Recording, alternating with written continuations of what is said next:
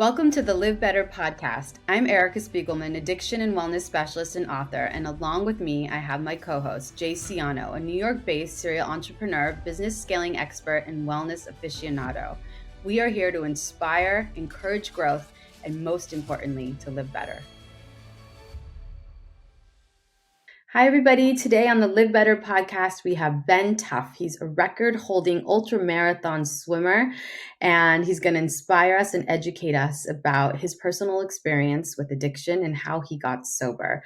He also has a movie coming out called Swim Tough: How I Swam My Way Out of the Bottle. We're so excited to have him with us today.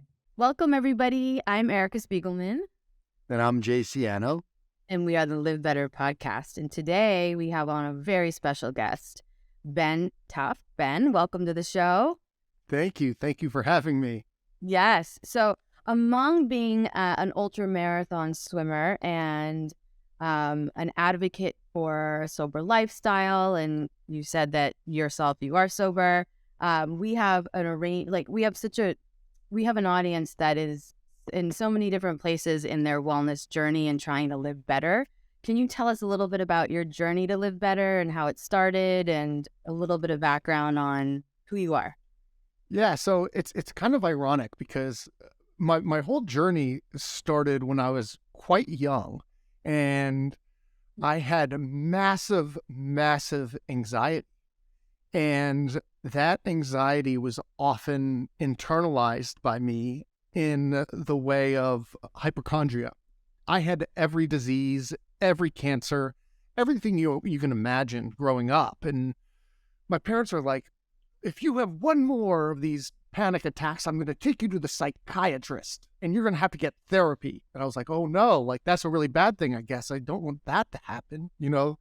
When you say when you were really young, like how old are we talking when this started? So probably age 7, age 6. Okay.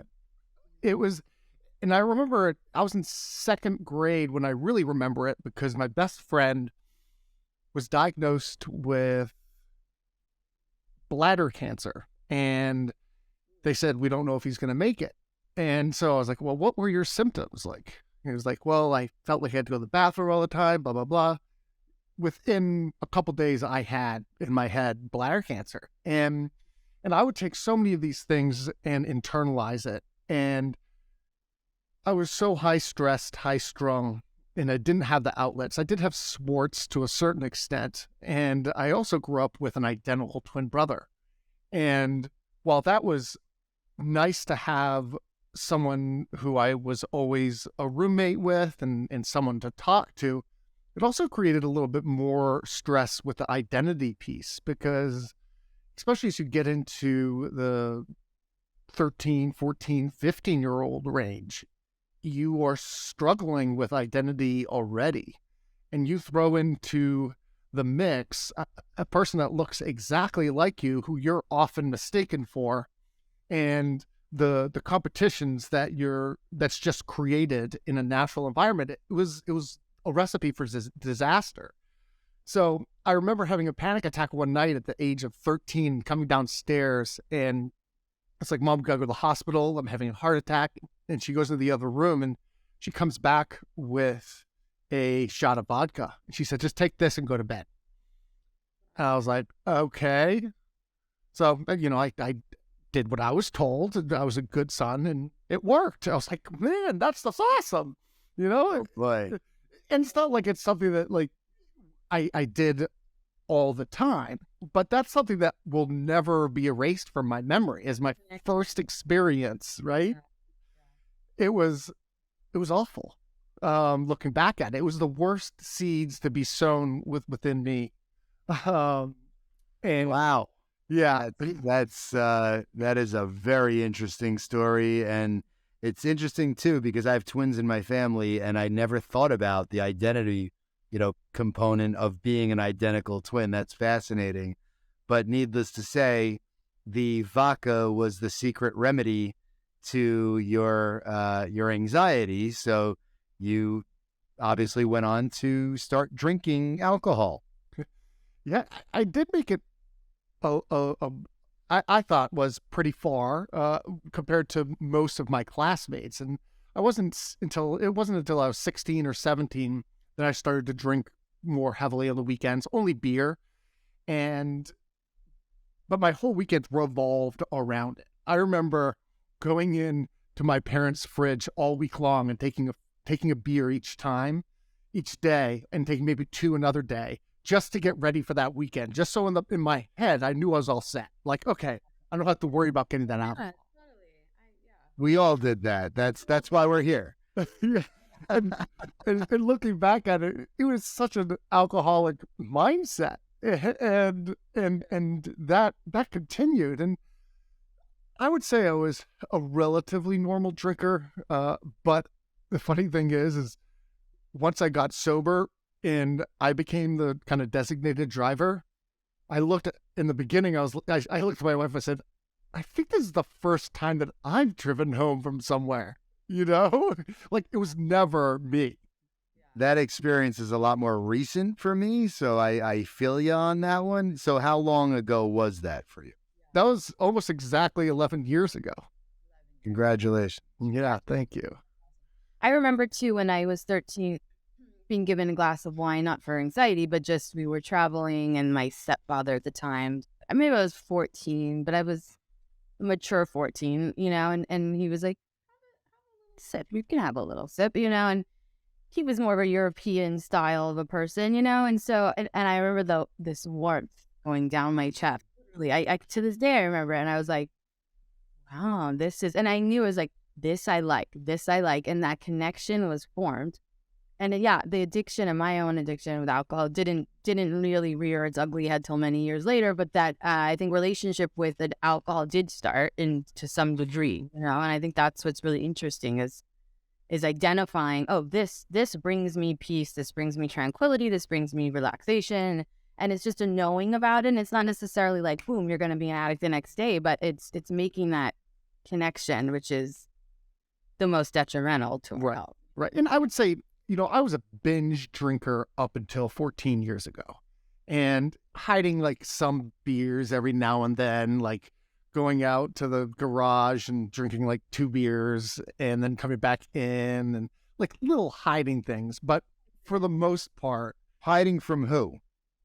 From, my family, mostly, even though I came from a family of very heavy drinkers. Yeah. But mostly my wife and anybody who I thought might judge me as to, oh, like, what are they doing? And that's why I was a teacher for 21 years.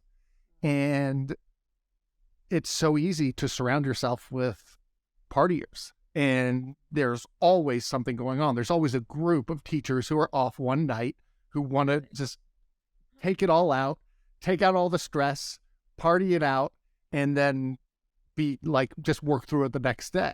And I then get out. More people, or that's funny. Yeah, I would say it's kind of. I worked in the restaurant business as well. I would say it's quite similar. Really? You have to work hard, play hard. Wow. I feel like it's almost, since alcohol is so acceptable and the gateway for us, we're all sharing a very similar story. In your story, Ben, where you're saying you took it from your family's, liquor cabinet or refrigerator, it was only accessible because they drank like everybody else, drinks essentially. And it's only foreign to us now, really, that, you don't necessarily have to drink at every single event to have a quote unquote good time. Again, I'm just discovering this stuff more recently, which is why I'm so fascinated with the topic. But it's a shame that everybody really still to this day associates a good time with alcohol or drugs, and that you essentially need those to be part of the good time, or you're not having a good time. Right. And I would say for me, about 14 years ago, I really started to self-medicate more with the alcohol piece, and for my anxieties and for when I was kind of depressed or down in the dumps, I'd be like, okay, this will lift me up. And also when I was just through the roof on a really warm 68-degree day, go out there, have a couple drinks, be excited about it, maybe do a little fishing and hang out. And that was what it was all about. And boy, did that go down quickly. And somehow I functioned doing like that behavior for a good 3 years or so. And I was really good at hiding it. I would go get groceries. I'd be always volunteer to get groceries. I would get cash back so my wife would never see the receipts and see that I was buying beer or whatever. I'd put the money in the back of my wallet, and then the next day I'd sneak out of work or sneak out of teaching in my off period. I'd go to the liquor store. I'd buy a pint of vodka, the blue Smirnoff one, because it had the most alcohol. I didn't even care. And then I'd buy 2 vitamin waters. I'd sip them down to the label. I'd fill them both up. I'd throw away the Smirnoff thing. I'd put the vitamin waters in my backpack. And then in my mind, it was just vitamin water. It was my kind of daily medicine. And I'd have one of those each day. And just like when I was a kid, that stress would start to would come over me as soon as I started to think, oh, wait a minute, I'm out. Like, what do I do? I need to go back and figure out a way to get out there and do it all over again. Right. And so, yeah, I mean, it was awful. And then I just couldn't keep up with it anymore. And what was rock bottom for you? Like, what was there an event that occurred? So it was my 3rd trip to the ER in about a 4-month period for an anxiety attack. And my wife took me, and we were in the triage room with like the curtains where you go before you get admitted to the ER. And we were in there for like an hour and 45 minutes. And I said to the nurse, I said, what's going on? Like, are we going to go? Are you going to let us in and, let me see the doctor? And she said to me, not until your blood alcohol content becomes below the legal limit. I was like, okay, it's 11:30 in the almost afternoon. And I stopped drinking at 9 the morning previous. And my wife didn't really know I was drinking. Everything came slamming down. Do you know? Wait a minute. So this was at 11:30 a.m. that you're at the ER and you stopped drinking the previous day? Or the previous day. And your alcohol limit was still above the legal limit. And eventually I asked the doctor, I was like, how is this possible? And he said, your liver function is so bad right now. The amount of alcohol you're putting into your body, you can't process anymore. Wow. So that was like the big warning sign right there. But just out of curiosity, were you actually in your mind intoxicated at that moment? Oh no, I was you were over. Just hungover, yeah, but not at all feeling the positive, good vibes, of being intoxicated. That's unbelievable. But then I actually ended up going home and getting so sick and nauseous because I had been on like at least a 2-week hardcore bender that I had to go back to the hospital again and get an IV. And so when you would drink, I have so many questions about this. I'm fascinated. Yeah. So what you're saying, so you would drink from morning till night? Typically, you described 2 vitamin water bottles, which are not very big, right? And that they would let you drink 1 a day, which is not that much alcohol. So explain. If you chug 8 ounces of 100 proof vodka in 5-10 minutes, that's a pretty good jolt to the system. Right? A very good jolt. Yeah, so that's a good 10 units of alcohol. And then to cover it up, you drink 6 to 8 high velocity beers on top of that. Okay. It adds up, right? Also, it's cumulative too, like if drinking every day, that doesn't really leave your system. Even if you give yourself a couple hours to sleep or detox or whatever you're trying to do and you start again. I mean, it just doesn't matter. It's cumulative. It stays in your food for longer than we think. My doctor described it as the shampoo effect. I was like, what are you talking about? He was like, you know how like people say if you wash your hair too much, it builds up? Well, the same thing with alcohol. If you drink many days in a row, it's a shampoo effect and it builds up and it's going to eventually be very detrimental. So I get anxiety after drinking, and this resonates with me tremendously because, when people talk about like getting rid of anxiety by drinking, it's like, it's actually the opposite effect. Like for me, yeah, the anxiety might be gone while you're in the process of drinking, but after that, when you're coming down and you're hungover, that's when I would have the worst anxiety, and the only way to get out of the anxiety is to drink again. Right. Yeah. Right. And there's the cycle. Yep. Yeah. So tell us a little bit about, did swimming save your life? Tell us how swimming came into play. Let's hear about like the ship towards the light. Like, how did you get? Yeah. So I ended up going to Silver Hill Hospital for rehab, and I ended up spending 5 weeks there. And one of the first people I met was a guy named Ken, and he was from Ireland, and he was always talking about doing these triathlons. And I was like, sweet, I want to try that. Like, I'm going to have so much time on my hand. I was like the most enthusiastic, happy drunk you have ever seen in rehab, and everyone hated me for that. And I also was diagnosed with bipolar. So it was nice to because it was the first time I actually saw a professional, and it was relieving to me to actually put a name on those feelings that I had and why I was feeling that way. So I ended up after Ken's advice of learning how to swim, I taught myself how to swim right after rehab, and it took me about 3 months, and I started doing triathlons, and I was super into triathlons for about 6 or 7 years until I got too competitive. And I just wanted to beat everyone out there, and it was getting away from the reason why I got in it for the first place, which was to kind of give back, to be healthy, and all those things. And that's when I said, okay, you know what? I'm halfway decent at this swimming thing. I might as well go for it. And I swam around Key West, which was 12 and a half miles, and really good race.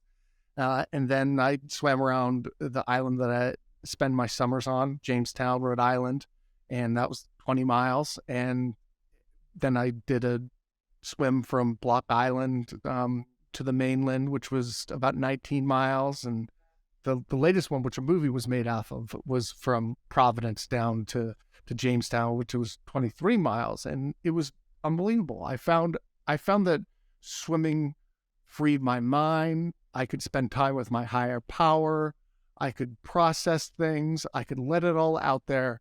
And, this afternoon when I went to the pool, I came back just feeling so much more relaxed and happy. Yeah, that's amazing. That's amazing. I mean, I think it's like what, Jay, we talk about a lot too. I feel like when I first got sober, running for me did that kind of like I felt like I was connected to, when I say spirit, my own relationship with myself improved. I was able to process emotionally, physically, all of it together. And I think it's great for all of us to share these stories, because not that anybody has to have the exact same, there's no one way in which people get healthy or change their lives, but it's good to know that, like, I think all of it has this component of connecting, like, physically, emotionally, mentally, and spiritually in some way to something else, or to have something else that allows you to, like, touch upon those things. Would you say? 1,000,000% for me. If I'm not physical, first thing in the morning, I'm off. And that's been, really a big driving factor in me being able to, win every day. And a lot of the, our mutual friends, Erica and, just people in the wellness space where, I'm very entrenched. It's a very common theme. And, but Ben, I mean, swimming is very different than running or weightlifting, like, and then, as you're describing these plus or minus 20-mile swims, I'm thinking off Rhode Island and Block Island, like great whites. Like, I don't know how this is peaceful. Yeah. Do you have anxiety around that? Yeah, I haven't. So weird. Yeah, and that's what's so funny is because I remember being a kid, from 6 until I don't know, like 15, being petrified of going to the ocean because the sharks were going to get me. Yeah. And then 2 years ago, I'm swimming from Block Island to the mainland through literally the number one breeding ground of great white sharks in on the East Coast anyway. Yeah. And there were sharks under me, and they pinged 2 sharks over 15 feet just with the finder, and there was no question in my mind. It was their world, and if that's how I ended it, that's how it ended. And I was just happy to be out there. And one of the pieces that I talk about in the movie quite a bit is the support group that rallies around you. And to me, it's the same people who rallied around me during my most difficult time of my life as I found sobriety. It's just like that support group when I'm out there in the water and I'm relying on them to watch out for sharks. I'm relying on them to keep me fed, to keep me going. Following you. It's a team. It takes a team around you to really help you achieve those things, which is amazing. But so tell us more about the movie. I'm very intrigued. How did that come about? Yeah, What's the name of the movie? What's the name of the movie? Yeah. Yeah. So the name of the movie is Swim Tough: How I Swam My Way Out of a Bottle. And this came to be about 1.5 years ago. I was driving across the Everglades and I got a kind of random call by this guy named Matt Corliss. And he was like, "Hey, Ben, my name's Matt Corliss. I'm a producer and a videographer. I do documentary, and I met your twin brother, and he was telling me how cool you are, and I wanted to just hear what your story is." And my twin brother had mentioned how I do just these crazy swims and hadn't really mentioned anything about the sobriety piece or anything like that. And Matt was like, after about a 45-minute phone call, he asked me, he said, "How do you feel about this?" I was like, "Well, I feel it's kind of cool, but I don't know why anyone would want to make a movie about me." He was like, "Well, guess what? We're making a movie, buddy." Yeah. And then he ended up flying up to Vermont about 2 months later, and we started just getting rocking and rolling, and it was sort of a natural process because I had a big swim planned for the summer, and he would be there for the whole week and following along. And while he was doing that, he was also capturing my story of how I found sobriety and how these swims kind of mirror my struggles in sobriety, because I think that's one of the reasons why I continue to do these crazy swims, is because it's pushing me to my absolute limit. And it reminds me that nothing can ever be as difficult as what I already accomplished. And in the back of my mind, when it really starts to be really sucky, I tell myself, you can do this. Think about everything that you've overcome in your life already. Yeah. And so how often do you train currently? Like how much are you swimming leading up to a big swim? So, I'm probably doing 12 to 15 miles a week, but I don't have any like big swims. I have, I think, a 10-mile swim in September. I'm kind of taking the summer off because it's just going to be crazy with the movie, and I'm going to be all over the place. So I'm still kind of seeing what that next big swim is going to be. Is it similar though to like actual like running marathon training where you're leading up to it, you're swimming longer periods to lead up to that big swim, or similar? Yeah, so I was swimming about 40 miles a week leading up to the big swim. That's a lot. And how long is the longest swim like leading up to it? It's usually about 60 to 70%. So it's very similar to Marathon. marathon. Yeah. Same sort of idea. And I'm kind of lucky in that I've had the same coach, and he knows exactly how I peak, when I peak, and knows when to kind of push me. And I'm actually a little lower on volume before some of my big swims than most swimmers are, because I can just step it up on the day of the swim. So I need to know, from that moment in the emergency room where your wife learned that you were drinking, and yes, that's where everything kind of fell apart. Tell us about that process and where you are in your family and your marriage today. Oh yeah. And it was just after that. And that was just like a shock. And I was like, okay, well, I know I have to go and get help and go to rehab, because if I don't, I will lose my family.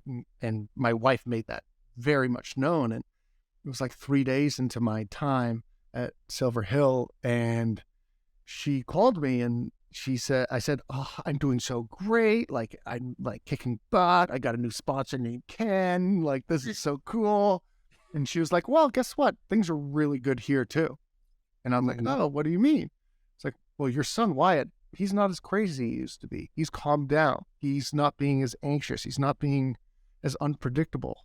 And that's because you're not here. And, that was like a gunk. And I started crying, and I didn't know what to say to that, but that's exactly what I needed to hear at that exact time, because as I kind of coach people through these same situations, and they question whether they should kind of come back a little bit, and I said, you have to just be honest and open. And here I am. We just built a house up in Vermont, basically in the backyard of where my wife grew up, and I have a 16-year-old and a almost 14-year-old, and neither of them can remember when I drank. It's not even in their memory anymore. I think my son said, I remember going to that really fancy rehab place, and I said to myself, like, I wish I could go here. And how do you think, based on all of that, how do you think that affects them? Because a big part of me stopping drinking and, looking at my relationship with alcohol is my kids. And they're 11 and 8 now. So they saw me definitely drinking, up until, like I said, recently. And, how do you think that will impact your children? Any indication? Drinking or their own? Yeah. Like, is it like, do you think that they'll go through the same stuff we did on some level? Or is it like, well, my dad, obviously went through this, and, I'm scared of that stuff. Like, how do you think that? I mean, I'm so fortunate in that I have 21 years of working with middle and upper schoolers, and have learned how to talk to them about drugs and alcohol and vapes and all those things. And some things work and some things don't. And any tips for the audience who do not have that background? So, for my son, for example, who's about to get his license and be free a little bit, he is very cautious, because he knows that his genetic makeup is going to make him that much more likely to have an issue with drugs and alcohol. Talk about that? Yes. To have a genetic disposition. Yes. Daddy did too, about that, right? Yes. I was like, this doesn't come from me. Yeah, but talk.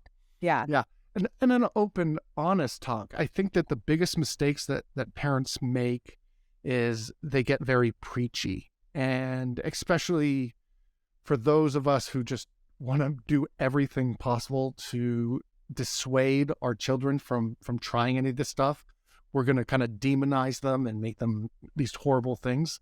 And instead of doing that, I find that just laying out the boundaries and the consequences of what happens if you do, in the same way that I knew that if in early sobriety, if I screwed up, if I slipped, I would no longer be living in my house with my family anymore. that was a very strict line. Right. And, in Vermont, for example, parents have complete control over their children's license until the age of 18. So I can send an email and have my son's license revoked until he's 18 in seconds. That's unbelievable. Right? And another law that they have is that anybody who gets a minor in possession automatically loses their license until 18. So that in itself is it worth it? And in the end, I think now that especially my son has seen me go and rescue so many of my former students and have helped. I just took one out to Phoenix, Arizona last week because he was in rehab and he was just needs a little bit more time finding his way. And he hears my phone calls with him and he's like, wow, like that's nuts. Like that, I don't want that. And the one complaint he had about his high school, he's like, Dad, like I think everybody drinks, vapes, or smokes pot. And I was like, well, that's just high school in general. You just got to surround yourself with the positive, powerful people that don't do those things, and then you're going to be okay.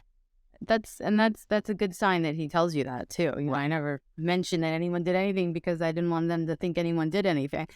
But those are all good signs. And I think with Jay too, I think I always say this to Jay, it's like it's role modeling for children to see that their parents are human, they're fallible, they made mistakes, they make mistakes, we own up to them, we take responsibility, we share how this has impacted them. It's such a beautiful thing. And I definitely think if your children are going to go on the right path, that's going to be part of it, is just having a parent that, mirrors what it is to be a healthy human being.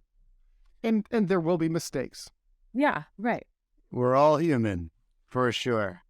So what do you do now, Ben, day to day? You keep mentioning that you're helping people. So you're not working as a teacher. What is your... So I've been working on my movie, and I'm going down to University of Georgia this week, and I'll be talking to some fraternities down there about my experience.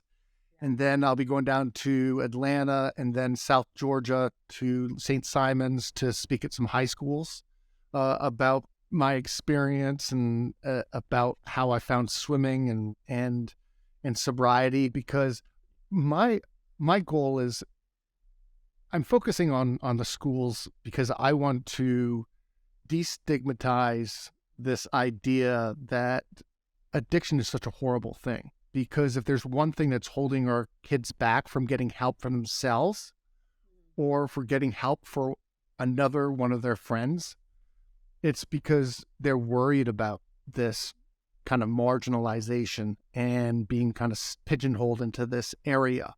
And if with just a few of them, if I can inspire a few of them to be like, wow, that guy's kind of cool, like, and he's sober and he's proud of it, like, what the heck, then I've done the right thing. And in my mind, this has worked because I've now taken 4 of my previous students to get treatment because, the parents either can't do it or just don't know how to deal with it. So they call me and they're like, Penn, like, we know you've done this before. We hear you talking about it all the time. Can you help us out? And of course, I'll do whatever. When does the movie come out? So we're set for about 3 weeks from now. Amazing. Yeah. So it's been like film festivals, or is it going to be out at a certain network, or are you guys shopping it around? What is it? Yeah. So the way this is all new to me, this movie thing, and I'm kind of figuring it out, but I will be going to film festivals this late spring, summer. And it's at that point that it will be picked up by a distributor or a Netflix or a Amazon, something like that. Whoa, this is exciting. So it's fun. Yeah. Well, if you come to LA, let me know. And did you go to New York? Jay's there. Please. Yeah, definitely. We gotta come out and support, do whatever we can. No, for sure. any excuse. Well, I go down to New York quite often, or I used to. And then LA is one of my favorites. So Likewise. Yeah, that's Likewise. awesome. Ben, can you, thank you so much for being with us, number one. And you are an incredible inspiration. And, I know so many people in our audience are going to be able to connect with your story.